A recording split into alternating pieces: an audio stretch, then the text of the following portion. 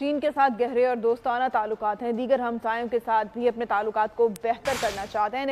निगरान वफाकी वज़ीर इत्तलात मुर्तज़ा सोलंगी का न्यूज़ कॉन्फ्रेंस से खिताब। कहा, अफगानिस्तान के साथ मुख्तलिफ मसाइल हैं मगर हमें आगे बढ़ना है।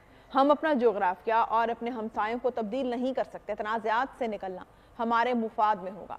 मौजूदा हुकूमत की पूरी तवज्जो मईशत की बहाली और तिजारत को फ़रोग़ देने पर है।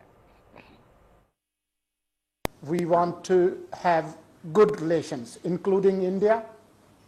We already have great relations with China.